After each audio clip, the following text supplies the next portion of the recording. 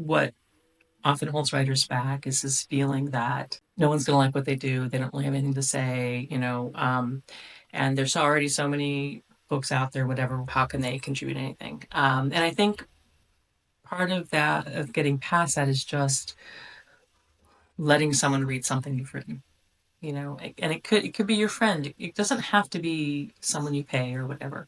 But I really do feel like, just like, let someone have a reaction to something you've written, and you would probably be really surprised at how encouraging that feels. I mean, even if they don't love it, you can have a discussion about it. And Hmm. that can be really energizing, to feel like, oh, wow, so there's a way I can go forward with this, or that's actually what I want. I want people to feel uncomfortable by what I'm saying, whatever it is. Jennifer Lawler is my guest today. Jennifer is a very prolific writer. She has authored and co authored over 30 nonfiction books and nearly 20 novels. She's been in the publishing industry for decades as a writer, as an editor, as a literary agent. She's published quite a popular and award-winning series called Dojo Wisdom, the Dojo Wisdom series, edited by Penguin. And there's a book in that series that I now want to read, Dojo Wisdom for Writers: 100 Simple Ways to Become a More Inspired, Successful, and Fearless Writer.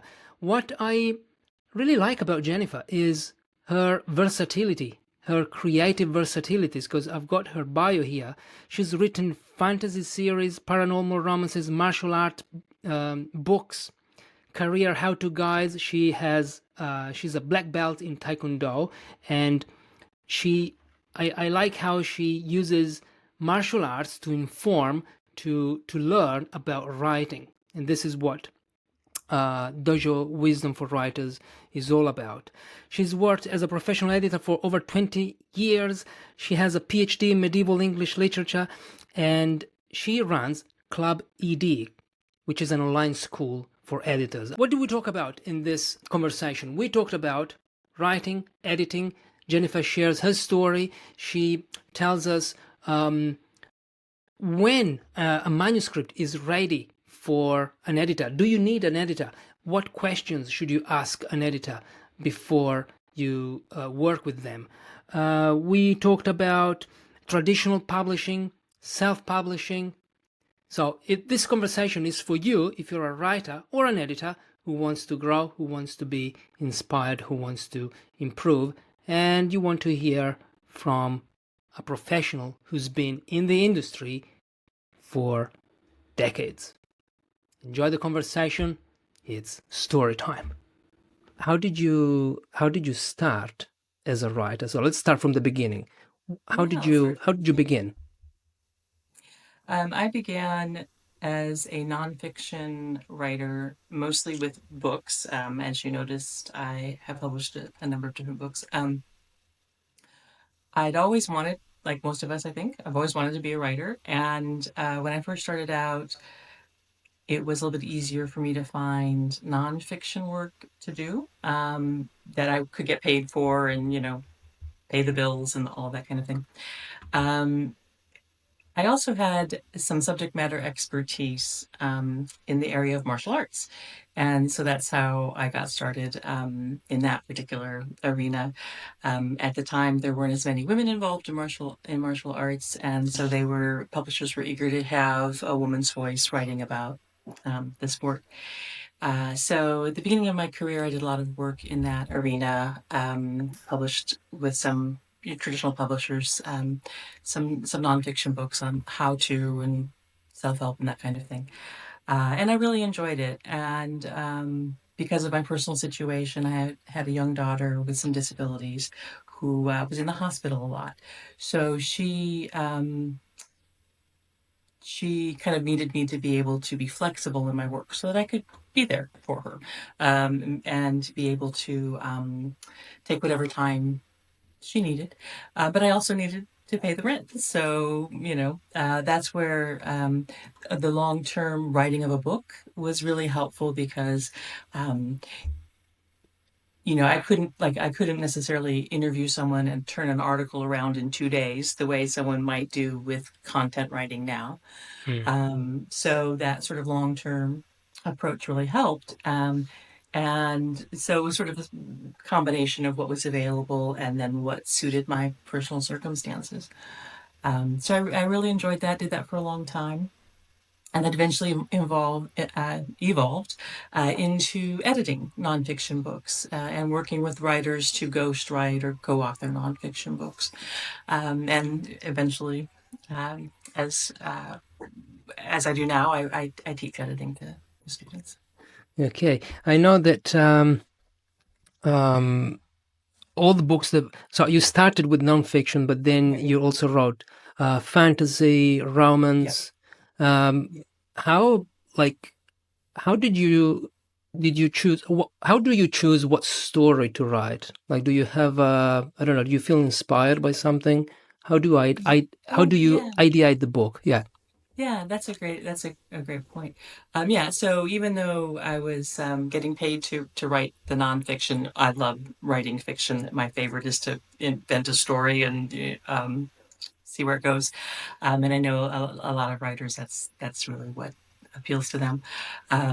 So for me to get story ideas, it's interesting because a lot of the times I will have these really vivid dreams, and that'll spark an idea. It'll be a conflict or a concept that I want to explore a little more, and that's been sort of the seed of a lot of the stories I've written. And sometimes it's just I'll overhear a conversation that intrigues me, and I'll think about the people involved, or the characters. What if they made a different decision, or whatever? Sometimes it's even just I was sitting. Well, I like to travel, and I was sitting on a bench. Near a park in Morocco a Mm. couple of years ago. And I just had this idea of like, what would it be like if you just stepped into this new world? You just left everything behind and, became a different person. And that's kind of inspiring work in progress right now. So it's all kinds of different things. I think if you're just sort of open to how you get ideas and are willing to explore, some of them go nowhere. They just end up being 300 words on a page that never spark enough interest in me to continue. So do you have like a bank of ideas parked somewhere? I do, yeah, I do. I have a lot of story starts, or just things, ideas that have come to me that I haven't fleshed out. And sometimes I will go back and find some of that those seeds, I guess, and use them in a story that I'm working on. And occasionally I'll go back because something that originally I couldn't see where the story would go. Like I didn't really know what the narrative arc would be. I started with a situation, but I couldn't figure out what to do with it or what happens now. No idea. And sometimes, if it's been sitting in the idea bank for a while, even a couple of years, I'll sometimes have a spark and go, "Oh, I know what I could do now. That idea that I had 3 years ago. I can go back and here's a direction that it could go, or here's a conflict that could drive the plot events forward." Yeah. Okay, so it's not that you don't start a book and then you say, okay, I need to start and finish this book or this story. Yeah. So, no, yeah, not necessarily. So, a lot of times, I will find, and usually it's within like the first 30 pages. So I try um to give an idea a little bit of time and sort of room to grow. But usually like within the first 30 pages, if I'm not getting that spark of, oh, I know what's going to drive this story forward, even if it's just like a mood that I want to capture, even if I don't always know the plot events, if I can't figure out at least, where I want to end up with the story, I don't always know all the plot events or anything at the beginning. But if I don't have within, 30 pages of writing the story, if I don't have an idea of where I'm going, what I'm trying to say, what the conflict is going to be, I usually then just kind of set it aside to see if there will be something that grows out of that later. But typically, for a project that I want to pursue, I have there's an energy around it. So even Mm. if I am not quite sure what the solution is, I'm excited to figure out what the solution is going to be. Even if I'm not sure which direction I'm going to go, I'll try different things, and because there's an energy that surrounds those. So um, I think that there's a benefit to finishing manuscripts you've started. I think there's because a lot of times people do just get stuck and then they don't know how to unstick and they so now okay I'll try a different story. So I think there's definitely a benefit in sort of pushing through and getting to the end of a manuscript. But I also think that kind of with experience, you know that you can do that. I mean, if you've already proven to yourself that you can get to the end of a manuscript, you can write it from beginning to end. I don't know that you necessarily need to do that with every single idea you have. Sometimes it's better just to let the ones that are more energizing to you, more intriguing to you. They're helping you explore something that matters to you. Those are the ones to pursue. I think a lot of us have a lot of ideas, so we can't necessarily follow all of them up. So I kind of follow where the energy is going. Yeah, excitement to me is crucial. Like if you're not excited about what you're writing, why would you do it? This is Right. this is my I think we agree on this. Uh, but we're talking mainly about fiction. What about non-fiction? Do you have the same, like, do you follow the same process? Do you go through the same process, or is it easier? Yeah, it's a great question because I think it's a little bit different with nonfiction. Because with nonfiction, I typically have a clearer idea from the beginning what I want to accomplish with the book. If I'm working with a traditional publisher, I've got a book contract, then I have to. Uh, Typically, with traditional book publishers, they contract you based on your idea for the book. So it's a book proposal that you submit, and if the publisher likes it, they ask you to write it, and then you have a certain amount of time to write it. So at that point, you have to write. You have to write the book, whether you are really very interested in doing it or not, because you signed this contract. But for nonfiction books that I'm self-publishing, like The Business of Storytelling, I think is the one that you read. That one, Yeah. I self-publish just because I know it has a limited audience, and I wanted to get it out into the world of the editors and writers that I know. And for that one, I knew what I wanted to do, what the goal was. I get a lot of writers in my editing classes, and they want to learn how to apply the editing to their writing. But I also want to encourage people who are writers to think about becoming editors because this is a way that you can make money from your writing. A lot of us as writers don't necessarily make a lot of money at it. Now, we don't necessarily need to, but a lot of times, um, if you can take those writing skills and turn them into editing skills, which is a transition that a lot of writers can make, then you can actually make money as a freelance editor. So I knew this was a core concept that I really was excited about. So there was that energy for it. Mm. Um, but I definitely have had some ideas where um, just as with the fiction, I've had the idea of I'd love to write a book about some process or I'm typically kind of a how-to person. Um, and then I haven't really found the thread or how my book would be any different from what's already out there. And if I'm just repeating what everyone else is saying, especially in the nonfiction realm, um, because I think with our fiction, even if we're telling a story that's been told before, we're telling it in our unique way.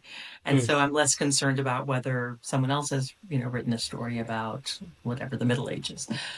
I don't worry about that as much. But with nonfiction, if someone else has said pretty much what I'm saying and in pretty much the same way I'm saying it, it's difficult for me to see what the value I'm adding is. So sometimes I'll start with an idea that I think is a good one and then just like look around, see what else is out there. And I decide that I just can't say enough new for it to be worthwhile. And so again, I'll leave it aside. I don't just delete it. There may be a new angle that I think about later that I could take. That sometimes happens. And do you think that, because you said, I look what's around and I see if I can add value or not. But don't you think that by just telling your own story, like it's nonfiction, okay, but you can apply your own unique stories to the argument that you're making. Don't you think that that will make the story unique? Like you're already adding value by telling your story. Because this is what I've always believed, but maybe you've got a different point of view. No, I actually really like what you're saying there. I think that makes a lot of sense if I can tell it from my angle or my story. And I think maybe what I'm kind of getting at is not really knowing sometimes where my particular story um, intersects with what I want to write about. Like I don't, maybe I don't know exactly how to apply my story to that, or, um, or yeah, just maybe haven't just found that right personal connection to what I'm trying to say, which I think might have. And it's really interesting what you say, because I think that might have a lot to do with where I find the energy for a book is when I can see how my personal connects with it more. Even as you say, if it's nonfiction and I'm just discussing how to do something or whatever. So I think, yeah, I think there has to be that. And if I can't see that connection or how to follow it through, then it's difficult for me to continue. But you've given me something to reflect on. I really like that. Oh, okay, cool. Um, you talked about traditional publishing and self-publishing, and you said that traditional publishing, you self-published your book because you knew the book had a limited audience. Is this just one of the parameters for deciding whether you should go through a traditional publishing route or deciding Um, to self-publish? Yeah. yeah, that would just be one of them because I know that a publishing company is going to be looking for a book that will appeal to a wide audience, and Mm. um, there were a couple of other things I thought about too. One is that publishing companies these days, the traditional publishing companies, are really looking for a lot of like social media followers and that kind of thing. So Huh. I have a social media strategy that I use for my club ed business. That's the teaching editing business. And I don't want everyone in the world, I don't try to get 50,000 followers on LinkedIn or on Facebook or anything. I don't want a bunch of kind of sort of people. I want people who really want to learn how to edit and how to be freelance editors. So I'm really selective about how I approach social media and how I approach connecting with people to build my club ed business. And that has worked really well because I'm really lucky to have wonderful students and a business that sort of kind of grows slowly but manageably. I can keep on top of it. It's really wonderful to see the editors I've worked with become colleagues, and that's exactly how I like it. But a traditional publishing company is going to want to see more. That more is better for them. So they don't want to see my 5,000 LinkedIn followers. They don't think that's a huge number. Mm. So for my business, it's perfect. But for I would have to change my strategy for a publisher to feel like it would be worth um, contracting with me to write the book.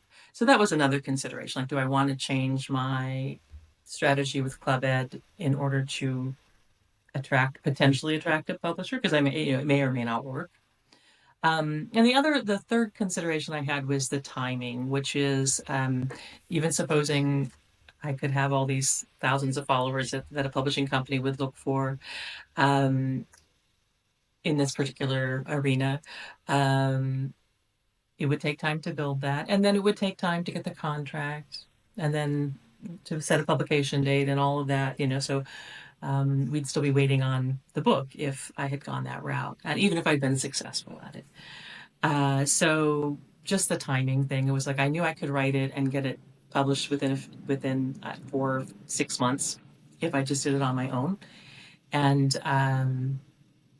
so I did, and and I'm really happy with it because I think it's a nice book, and people can use it to sort of understand what I'm talking about when I say use your writing skills to become an editor, or at least to look at things from an editor's point of view can be really helpful to a writer in your own writing.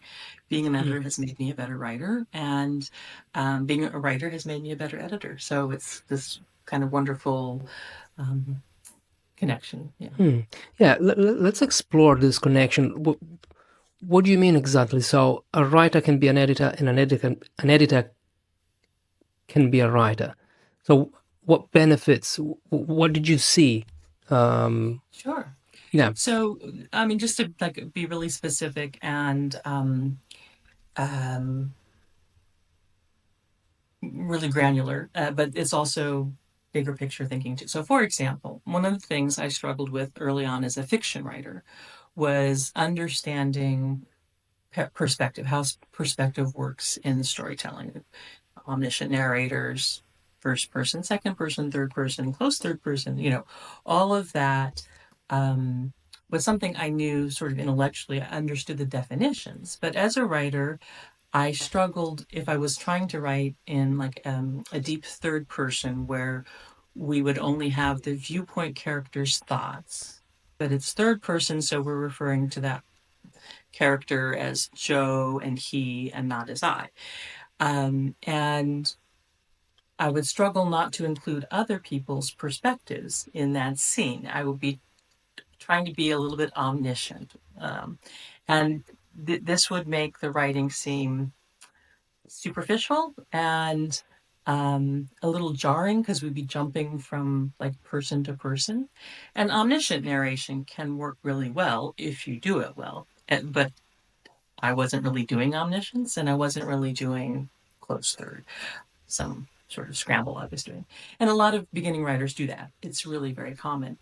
But as an editor, when I started editing fiction, I had to really understand how perspective worked and how to really nail down what sentence is the problem, what is actually going wrong here, what does the author need to do to fix this. And it's easier to see that in someone else's manuscript. It's easier for you Mm. to see it sort of more objectively speaking than when it's your own work. So once I was able to start seeing it in other people's work and to say, here's how you would rewrite that so that it would be from Joe's close perspective. You can't show Amanda's point of view in this scene if you're going to be from Joe's close third. So once I started being able to explain it and to show exactly how to rewrite it, I could take that information and apply it to my own writing. And I would say, okay, aha, this is where I'm making the same exact mistake in my own writing. Because it's very difficult to see your own writing in that sort of objective way. You know what you're trying to say and you know how you're trying to say it. And you can't always evaluate whether you're doing it well. So having that training to edit helped me be able to evaluate my own work a lot more effectively. Just again, it's just so hard as your work. You know what you're trying to say. So being able to step back like an editor would and see what's Mm. actually there on the page, I think was invaluable. Would you say that every writer needs an editor? Well, I think it depends a little bit on your goals. I mean, as an editor, I think I can add a lot of value to a person's process. And especially, I think, for a beginning writer who does have difficulty evaluating their own writing, it can help to get that more objective feedback, that more Mm. objective response to your work. But you can get that from a really good critique partner, from a writing class you're taking with a writing instructor. You can, if you're particularly good at assessing your own work, you can do it yourself. There are a lot of like traditionally published authors who don't really go through an editing process. They just write what they write. The publisher likes it. They are successful enough that they can say, I don't really want anyone messing with my prose. And as an editor for publishing companies, I've actually worked with a few of those authors where we just step back and we say, okay, we're going to fix the typos, but that's our only role because this author does their work well enough and feels strongly enough about their own work that, and they're successful enough. That's also the bottom line for publishers, is if they sell enough copies of the book, the author can kind of make those decisions. Um, but I think for most of us, having that other pair of eyes before we publish is crucial, just because we don't always know where someone can have a misunderstanding of what we're saying, or where what we think we're communicating isn't communicating. But you don't necessarily, it doesn't necessarily have to be an editor that you hire. There's lots of ways to do that. Um, the difference between a beta reader, so like being part of a critique group, and hiring an editor. Yeah. What difference is there? Because one might just say, okay, I'll just get my friends to read my stuff, and then they'll give me feedback and see if my argument is clear or my story is Yeah. interesting. So what's the difference? Well, the difference mainly is that a beta reader is a reader, and they're giving you just their reader reaction. So here's where I was confused, or here's where I didn't understand your argument. Here's where I felt like you didn't prove the point you were trying to make, and that's really valuable. And like I said, for some writers, especially people who've been at it for a while, that's really all you need, is just that pair of eyes to see things that you don't necessarily see. But a professional editor, it can go beyond just the here's where I didn't understand your argument, to provide potential solutions and to get to the core of the problem, like why it's happening. So, for example, when I was talking about the perspective problems that I had as a writer, um,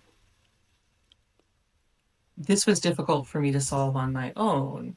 But once I understood sort of the catalyst, I could apply it to my own writing, and then I was able to understand how another writer.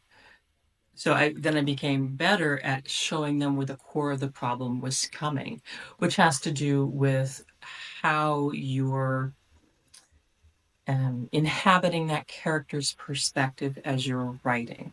Are you, up here as this omniscient, narrator, or are you really more in that character's perspective? And if you are working with a professional editor, they can help you understand those distinctions in a way that a beta reader would not have the expertise to understand. So to be able to say why this is going wrong, and here are some ways to fix it. Not you have to fix it this way, but here's some ways that you could solve the problem. So I think it's a little bit like the difference between going to a generalist and a specialist. A generalist can help you with a lot of things, but a specialist can really help you understand what's going wrong and why and how to fix it. That makes sense. Yeah, yeah. Um, how can a writer know if they need an editor? So, sorry.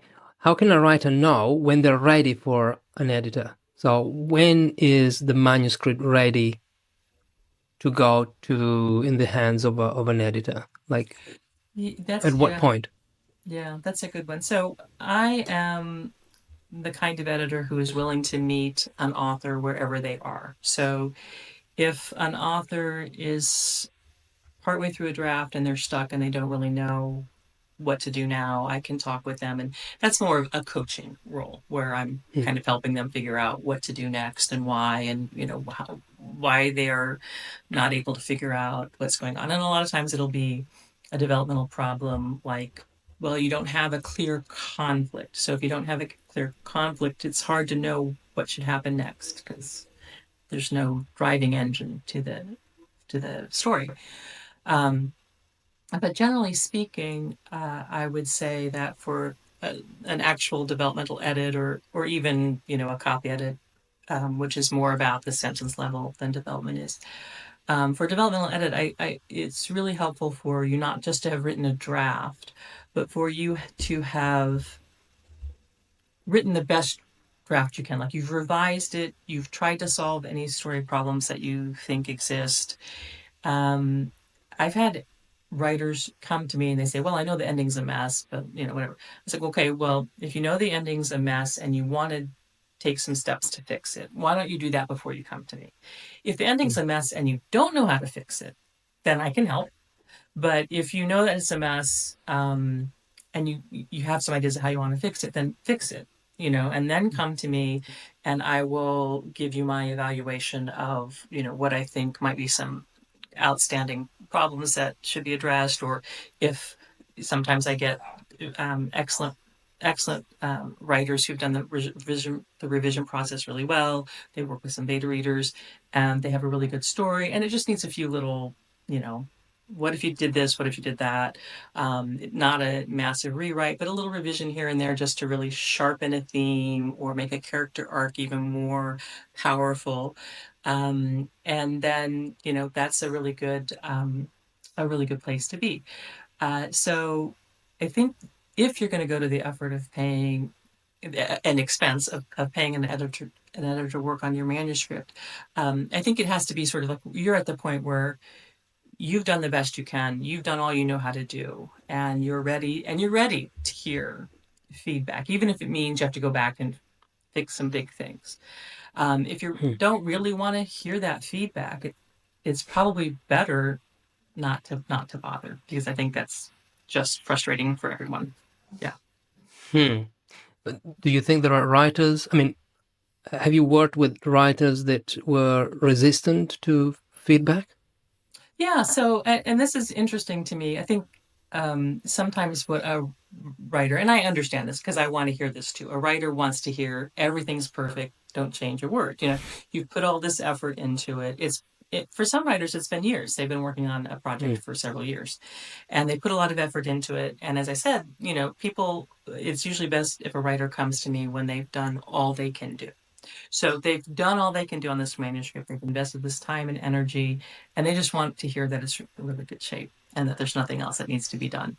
And like I said, I understand that, but if you just want to be done with it and you don't want to hear that there may be a way to make a stronger character arc, or a more compelling narrative arc, or a way to sharpen the conflict or whatever, even if that would require going back and revising again. Yeah, then I think at that point, and I have worked with some writers who don't want to hear that there's a problem with the conflict, there's a problem with the character arc. They could do, if they change the ending, it could be more powerfully, it could more powerfully reinforce whatever theme they're exploring. It doesn't happen that often, Hmm. but it does happen. And this is also not to say a person has to accept every single thing I say about their manuscript, because that's not true either. Um, Someone who's open to hearing feedback will take what they can use. They'll say, aha, you're right. That would be a more powerful ending. Or, yeah, you're right. If, Janice has a stronger character arc and changes a little more, that will reinforce the theme. But I disagree about the setting. That's fair. That's completely fair. I don't know the story as well as the author does, because I haven't lived the story the way the author has, Hmm. and I don't know exactly what the author. I can guess what the author's intentions are about things. I can make assumptions, but I don't. I'm not the author. I'm not the one who makes those final decisions about what's going to work and what isn't.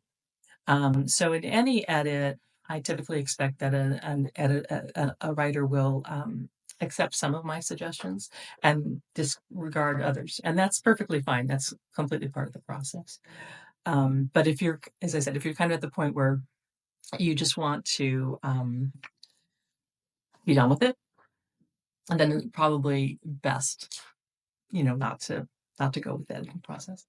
And we've been talking about nonfiction, but I guess all this applies to fiction as well. I mean, you don't have a conflict in a nonfiction book, Right. probably. Right.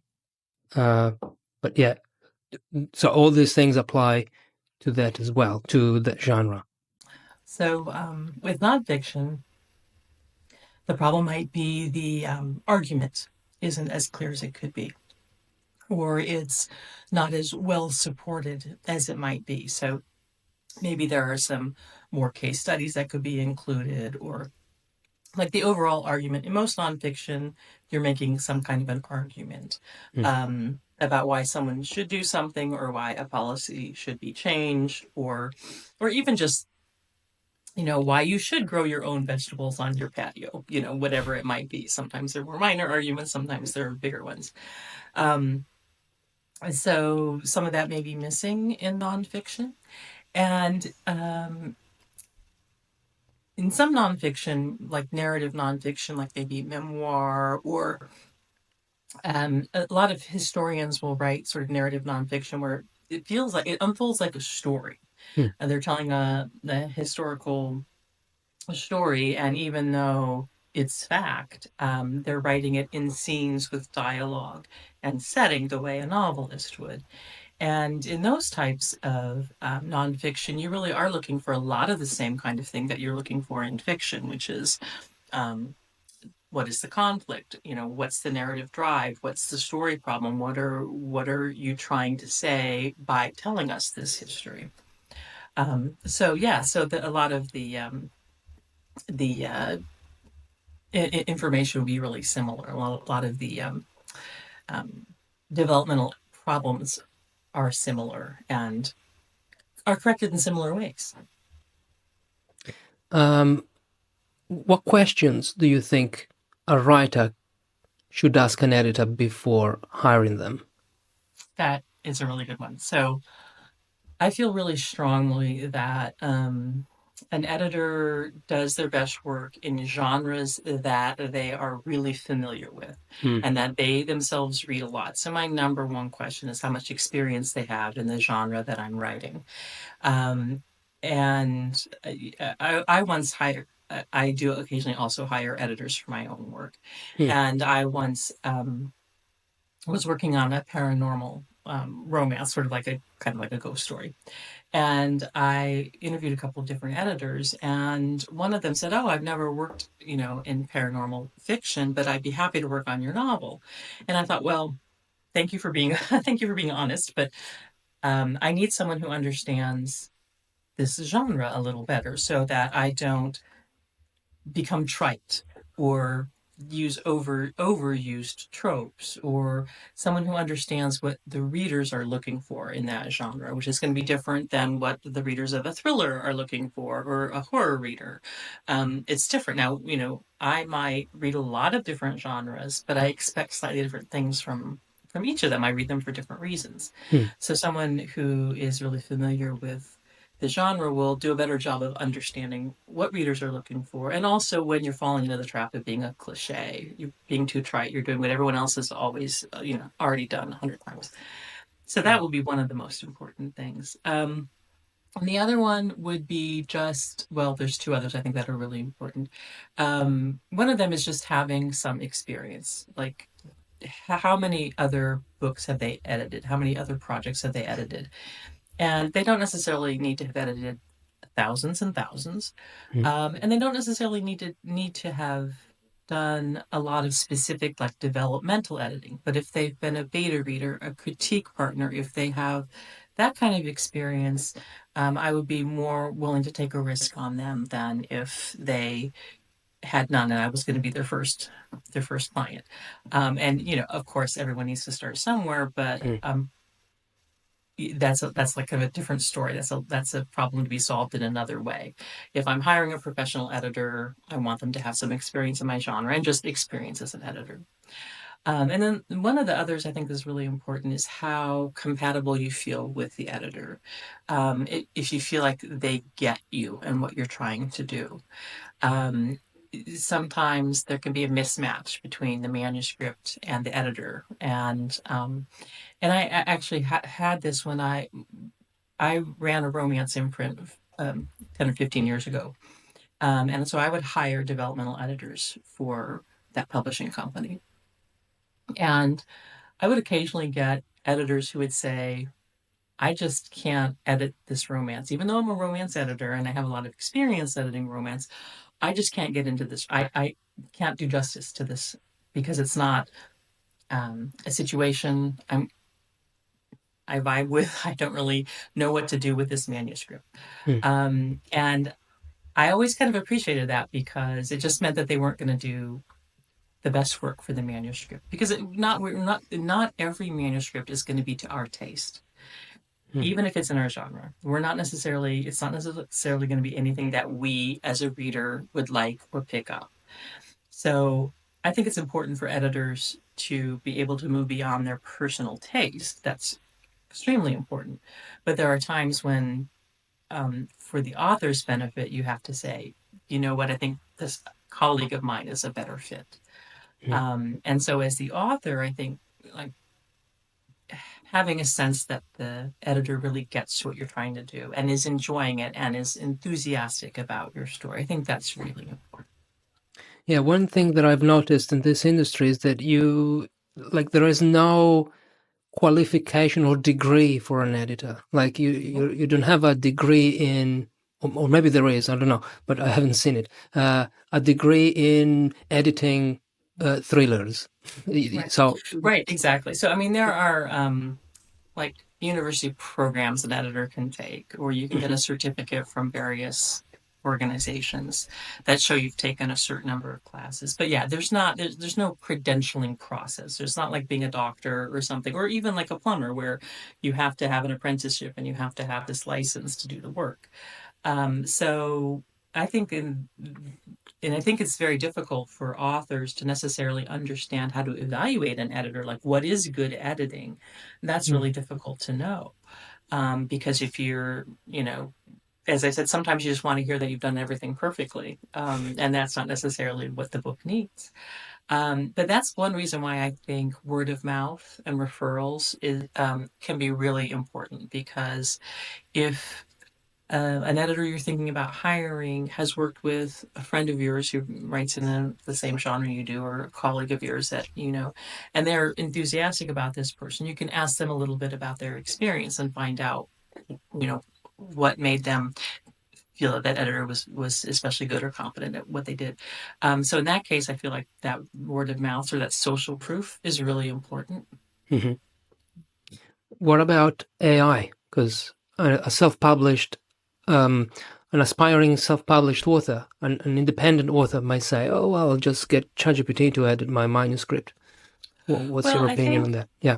I mean I'm not opposed to using automation for tasks that are repetitive. So like when I'm, trying to copy edit one of my manuscripts, I use the find and replace function, right? I use spell check. I use all of these automations that help me um, format my manuscript effectively, catch typos, things like that. So I'm not opposed to that. I mean, the Microsoft Word spell check can do wonders for catching things. It can't catch some things, of course, but overall, it catches a lot of things that a human editor might miss.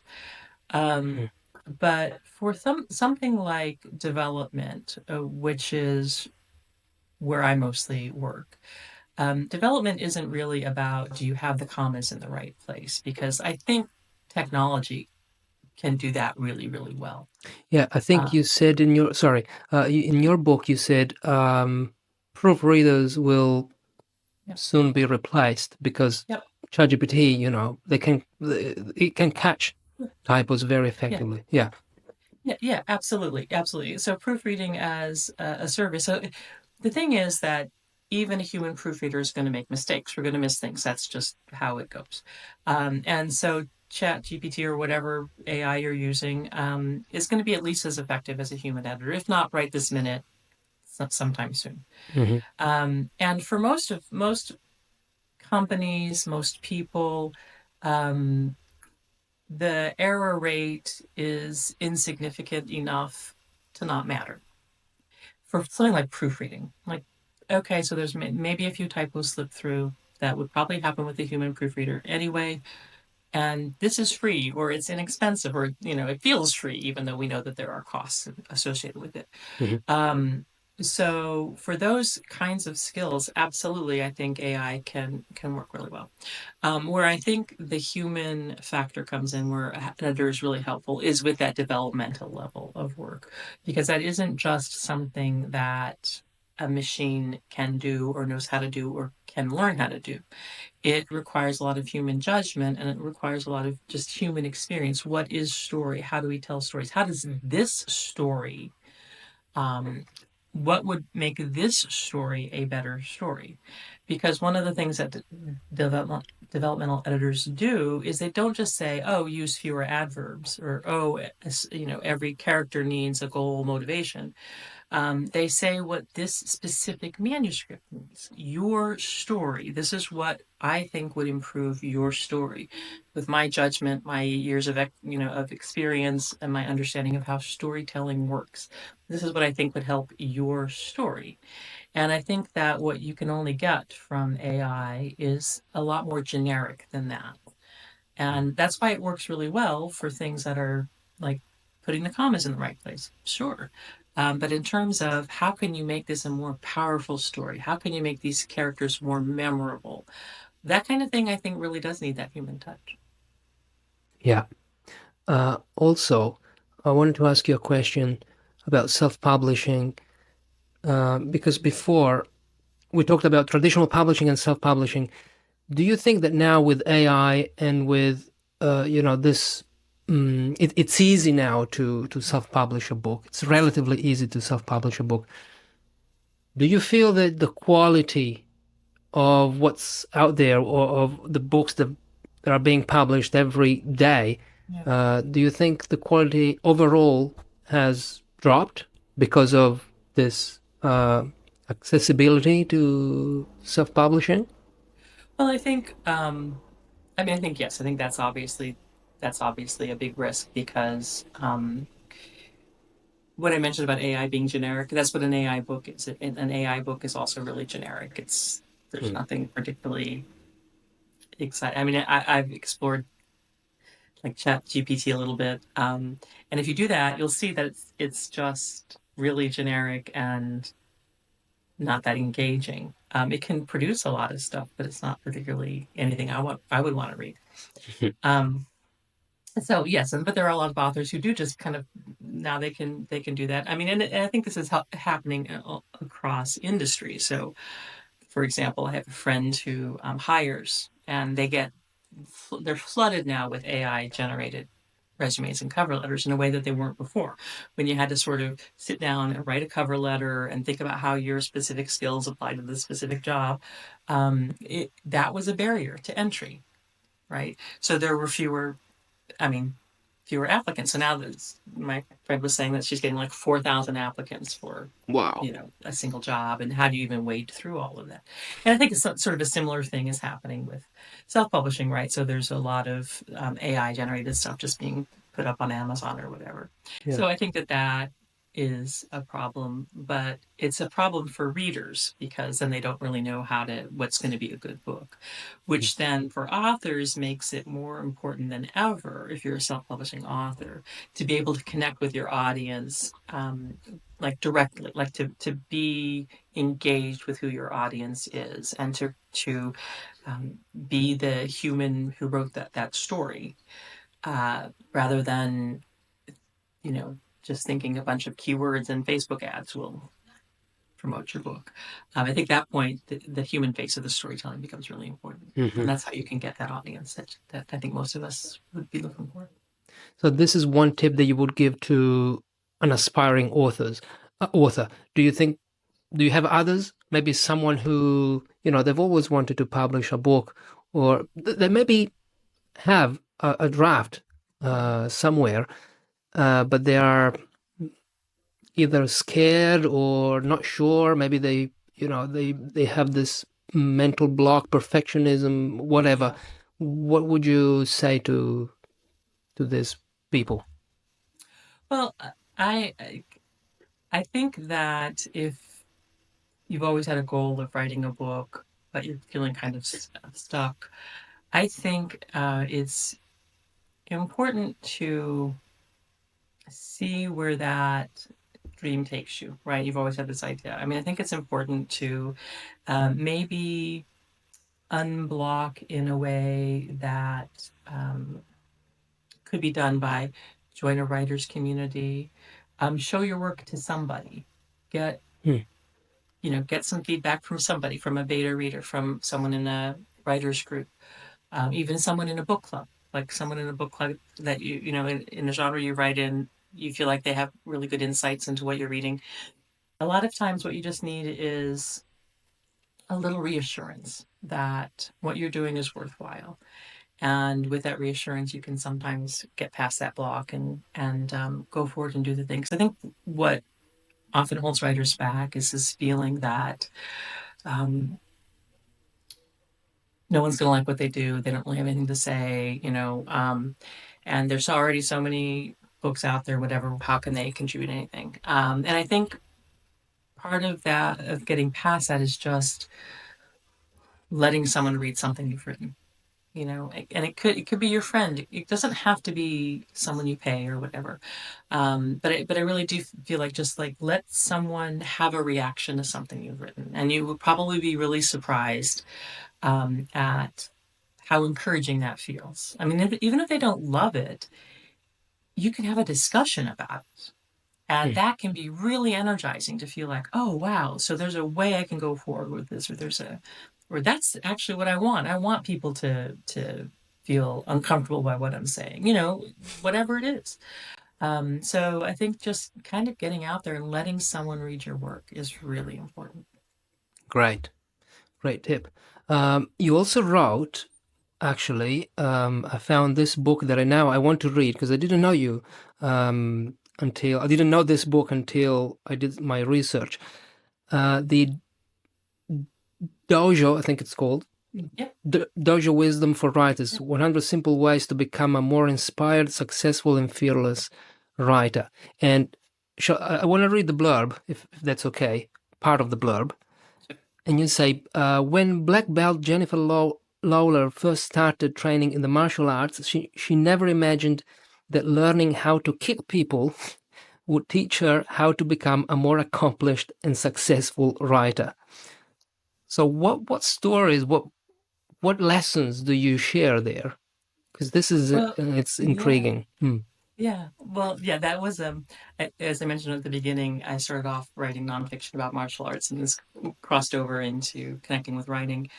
One of the things that was really important in my martial arts training was not just learning how to do the kicks and punches, but learning how to get through frustrations. So Hmm. I'd never been athletic at all in my life until I started doing martial arts. And this is the first time I ever really sort of tried to use my body in an athletic way. And I would get frustrated with plateaus, or my body didn't respond the way I wanted it to. I didn't, I'd look and I'd see someone else who could do amazing, sparring, or whatever it might be that I thought was incredible. And I would want to be able to do that. And, I was clumsy. I was, and a lot of times too, like, someone else would be like, they'd be really tall and they'd have a long reach. Well, I'm short and I don't have a long reach. So there were some things I couldn't change. So what I had to learn was how to learn, and how to be patient with myself, and how to appreciate what I was learning and what I could do. And then learning how to adapt. So I'm not this tall person with really long arms. So I had to learn how do I fight someone who's a tall person with really long arms. So I had to learn how to adjust my strategy. So because I'm short, I would just get inside their guard, and that would be how I would fight that person. So, but then someone who was more my size, that strategy wouldn't work. So I would have to, okay, so I'll try a different strategy now. So what I tried in Dojo Wisdom, for writers to do, is show how the mindset matters in writing. So it isn't so much um, that you need to follow a formula to be a successful writer, but it's a little bit like you're talking about, maybe you're blocked or something like that. How do you get through that? How do you overcome those frustrations? And a lot of what I learned in training, I felt was so applicable to my writing, because it was so much about just showing up in the training hall day after day, doing your best. Some days were better, some days were worse, but over time you'd see these changes, and you'd hit these plateaus that would go on for a while, and people encounter that in their writing, where they feel like they're not getting necessarily better, or they're they feel like they're kind of repeating themselves or whatever. And there are ways to get out of that. There are ways to spark a new uh, attitude towards your writing, and that was a lot of that came from my encountering those problems as a martial artist. So it was a lot of fun to see how you could apply the mindset of a martial artist to the mindset of a writer. And a lot of it is just being uncomfortable, having a beginner's mind, being able to keep trying even when it feels like you're not getting very far. And what about, so this is while you're writing, maybe, but what about after? So when you publish your work, and you never know where your book Right. will end. So you never know who will read your book. Yeah. What if you get a nasty review? Yeah. What if you get, Well, someone who will say, maybe more than one person will say, this book is like, yeah. they will, you can get Yeah. feedback that will crash you. Yes. So how do you Yes. deal with that? So that was one of the things that, again, that martial arts is really helpful because you don't win every fight. You don't always perform really well. You don't win every tournament. Hmm. And at tests, you can be criticized for what you're doing and all of that. So just being less, um, what was really helpful for me was being less concerned about outcomes, like what would happen after the book was published, and being more concerned about the process of writing. Because for me, that is where the real reward comes anyway. And that was a lot like practicing the martial arts. Practicing martial arts wasn't about winning tournaments, although that's really fun when you can do that. But it was about just becoming this better fighter, this better person, this better, and even, yeah, even some ways a better person in terms of developing your character. Um, and so when you get those sort of devastating moments of that horrible review or whatever, Hmm. um, you you do have to acknowledge that doesn't feel very good. It's so fun, but you can't let that stop you. And that's really, I think, the difficult part is not letting that stop you. And one thing that I kind of started doing early on was deciding that reviews were for readers. Reviews are for readers. So if someone leaves a review and they don't like my book, that actually helps readers, especially if they're specific about what they don't like about my book. Hmm. Because that may be something another reader doesn't care about. So they'll buy my book anyway, or um, they um, they may um, they may have expectations that you know were completely out of line with what the book is supposed to be. Um, and so there's nothing I can do about that. So one thing that really happened early on in my career was just that decision that people can leave reviews and they're for the writers. Um, I'm not going to change or rewrite my book because of a bad review. I mean, I'm just not. Now, maybe if I really screwed something up, I might. But just because it wasn't to someone's taste, okay, that's fine. It doesn't have to be. I mean, not every book is to my taste. So separating sort of my feelings about my work and my feelings about doing the work from what another person out there feels about my work is a really important step. It's being able to say, okay, not everyone's going to love me, and that's okay. Not everyone has to love me, and that's okay, or my work.